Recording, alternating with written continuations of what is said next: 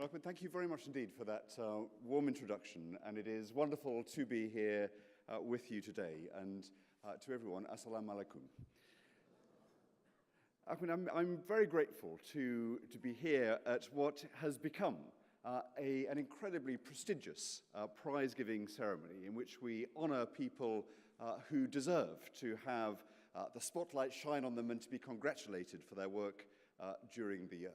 But it's a particular honor to be introduced by the editor of Britain's largest and most successful Muslim newspaper. 150,000 readers a month, I know, is something that many editors of many newspapers would dream of. And this is a tribute to the hard work and to the product that you have offered to your readers over the years. And Ahmed, as you just said, Muslim News is influential not just with its readers, although clearly it is, but also with the press industry in general. And the roundtable that you mentioned, a conference of the Society of Editors to discuss the representation of Islam and Muslims in the media, was a very important contribution to our national debate. Now, I know that it hasn't been an easy few years for the print media, with the internet and the ubiquity of free content combining to make the editor's job even harder than it has been in the past. But I think that background means that the success of Muslim News, now, as Ahmed said, more than a quarter of a century in print, makes it the more remarkable. Remarkable and important because the media's role is vital to the well-being of our democracy. Without a strong and independent press, people in power can't be held to account. Now, I know that I'm not the only politician in the room. I'm joined by many of my distinguished colleagues here. And I'm sure that all of them, from all parties, would agree that no matter how much trouble the press can cause parties from time to time, British political life is stronger for the thorough scrutiny that it receives from our independent newspaper industry. We would be poorer without it, and Muslim News takes a very important place in that family. The freedom of the press is one of our country's great strengths. So while we congratulate the winners of tonight's awards, I think we should also congratulate Muslim News for its contribution too, and we're very grateful for everything it does.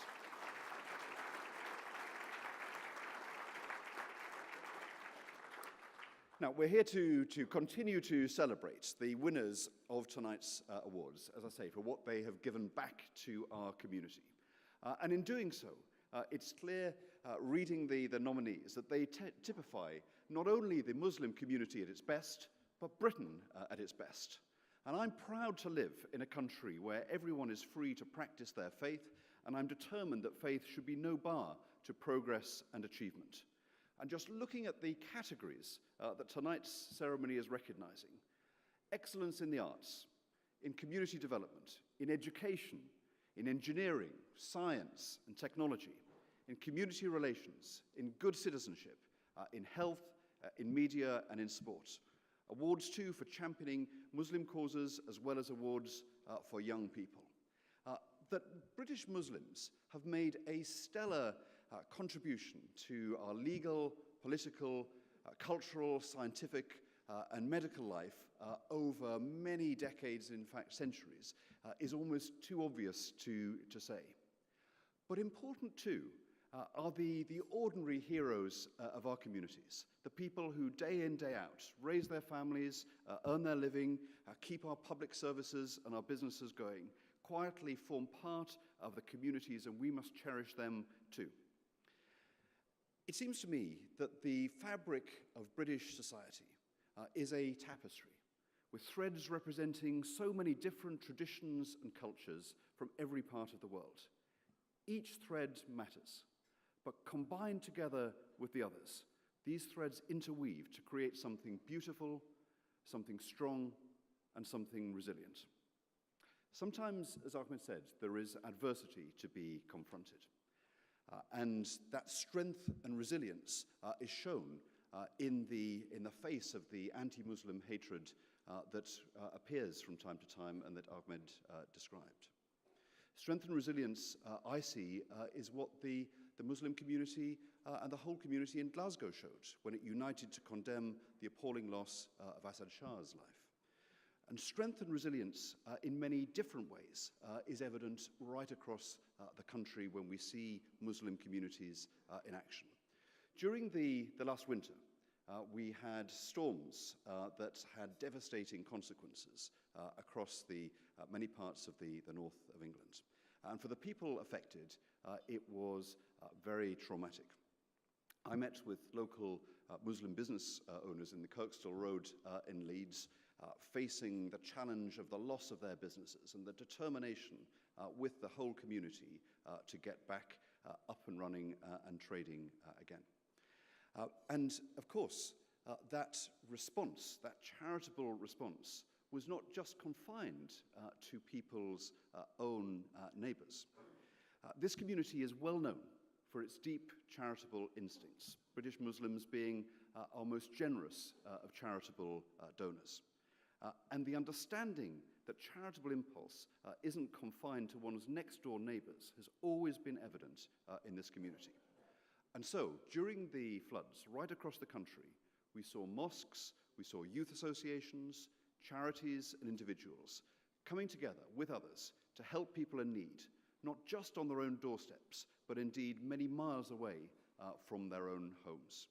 It was a moving example of Britain at her best, the unspoken assumption that when help is required, that help will be forthcoming.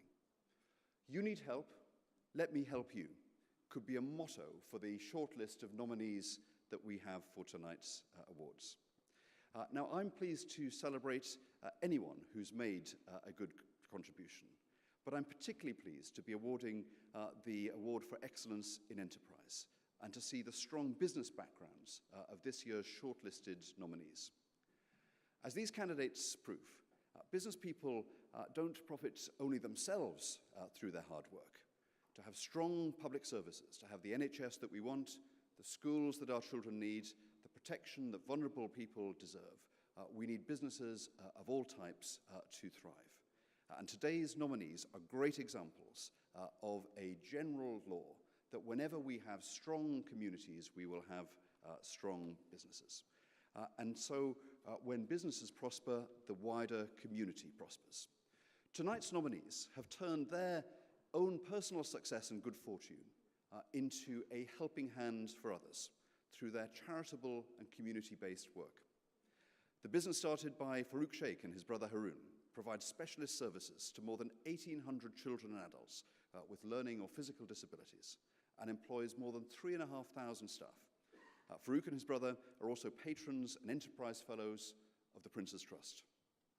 Dome Tours International began when Abdur Rahman El Belwawi, its director, was a student in order to provide low-cost tours for his fellow students.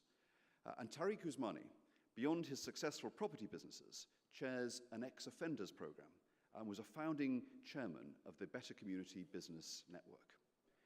Every nominee here tonight contributes to the strength and resilience and indeed to the beauty of our communities and our nation.